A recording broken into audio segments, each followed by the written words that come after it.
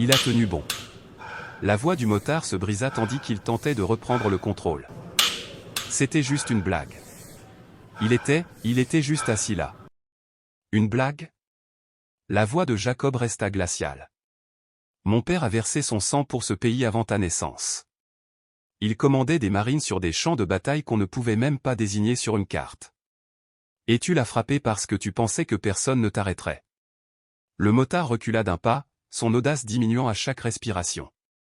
Le reste du bar était figé, le visage pâle, les yeux rivés sur les soldats et l'homme qui avait porté le coup.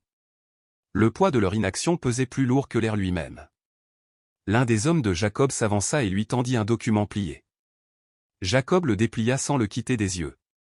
Selon la loi de l'État, l'article 22 à 13 de la loi sur les agressions contre une personne âgée est un crime de classe D.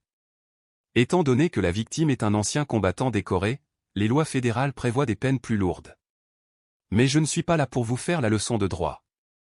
Il jeta un coup d'œil à son père, puis de nouveau au motard. Je suis ici pour vous donner le choix.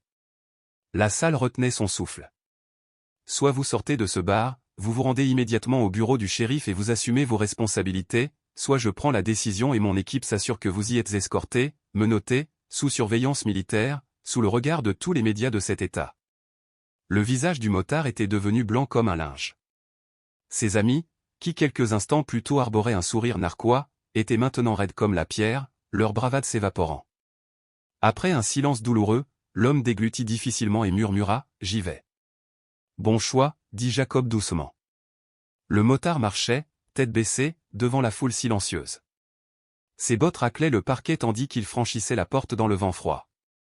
Un des hommes de Jacob le suivait à distance pour s'assurer qu'il ne s'échappe pas. Les soldats restants restaient calmes mais vigilants, veillant au calme tandis que la tension retombait lentement dans la pièce. Jacob expira, puis se tourna vers son père. « Papa, ça va ?» Enquesquissa un léger sourire et essuya le sang qui séchait sur sa lèvre du revers de la main. « J'ai été encore plus mal avec des recrues qui avaient la gueule de bois. Je vais bien. » La mâchoire de Jacob se contracta, puis se ramollit. Il tendit la main, aidant doucement son père à se relever. « Tu n'avais pas besoin d'amener la cavalerie, » murmura Hank dans sa barbe. Jacob sourit faiblement. « Je n'ai pas amené la cavalerie, papa. J'ai amené la famille. » Les deux hommes se tenaient côte à côte, le vieux marine et le soldat qui l'avait élevé. Sans un mot, Jacob emmena son père par la même porte. Les soldats le suivirent, silencieux comme des ombres. La pièce resta silencieuse jusqu'à ce que le rugissement des moteurs s'estompe au loin. Ce n'est qu'à ce moment-là que les clients ont semblé bouger à nouveau, certains avec honte, d'autres avec un respect nouveau, tous changés d'une manière ou d'une autre par ce qu'ils avaient vu.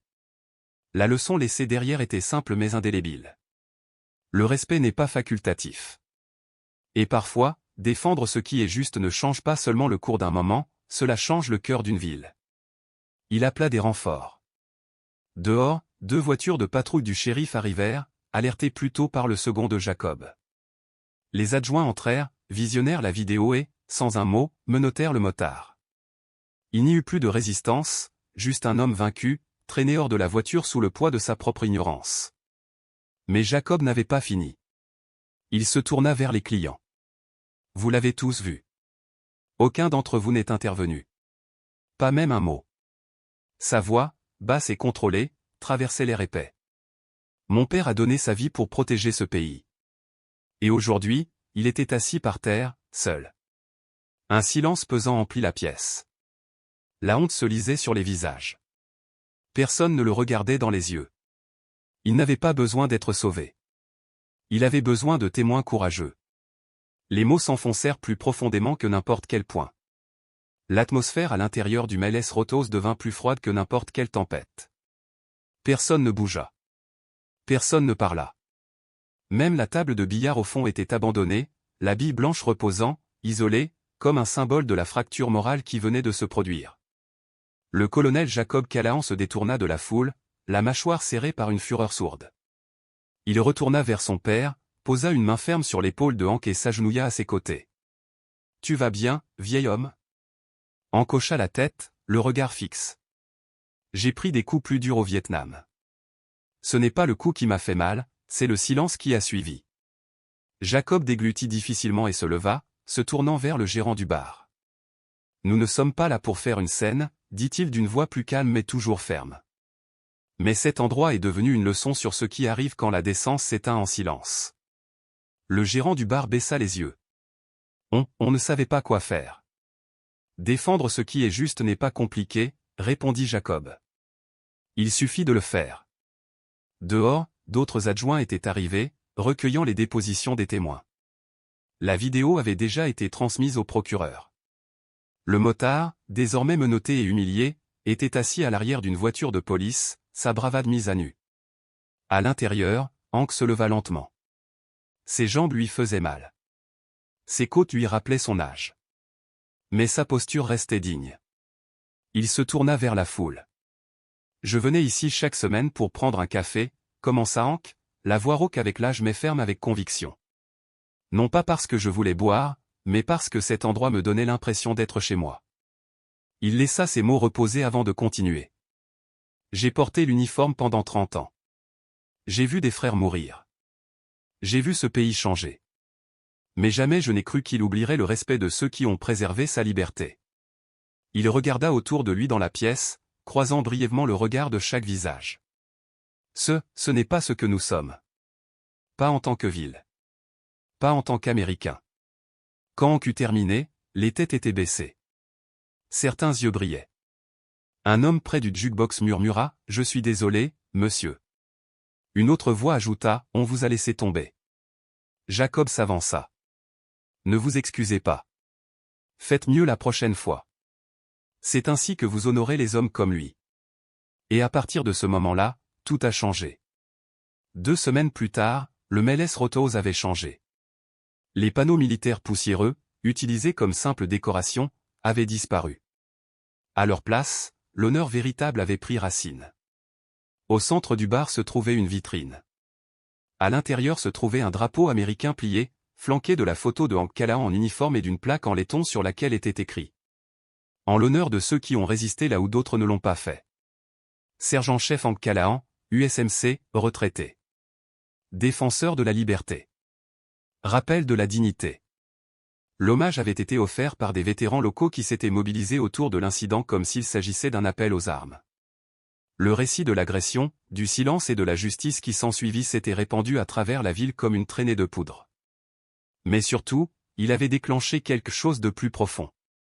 Les vétérans ont commencé à organiser des rencontres au bar, le transformant en un lieu de mentorat et de fraternité.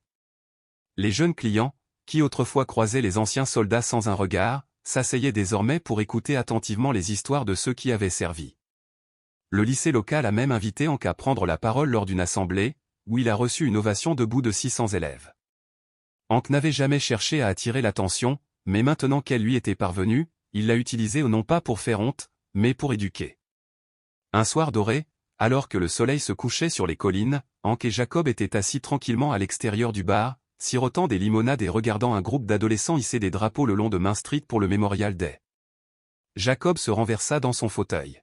« Tu te rends compte que tu as déclenché un mouvement, n'est-ce pas ?» Hank secoua la tête. « Non. C'est ce motard qui l'a fait. J'ai juste rappelé aux gens qui ils étaient avant qu'ils oublient. » Jacob sourit. « Pourtant, peu d'hommes de ton âge auraient réagi comme toi. » Hank regarda la ville d'une voix douce. « Mon combat a pris fin il y a des décennies. Mais il est de mon devoir de faire savoir pourquoi je me suis battu. » Cette nuit-là, alors qu'il s'apprêtait à partir, quelque chose d'inattendu se produisit. Tout le monde au bar se leva. Plus personne ne resta assis. Les bavardages cessèrent. La musique s'arrêta. Et dans un silence parfait, chaque client posa la main sur son cœur. Ce n'était pas prévu. Ce n'était pas demandé. Mais c'était mérité. Hank s'arrêta à la porte, stupéfait et les yeux embués. Pour un homme qui avait passé sa vie à défendre le respect, celui-ci était enfin arrivé non pas avec des banderoles ou des défilés, mais avec dignité.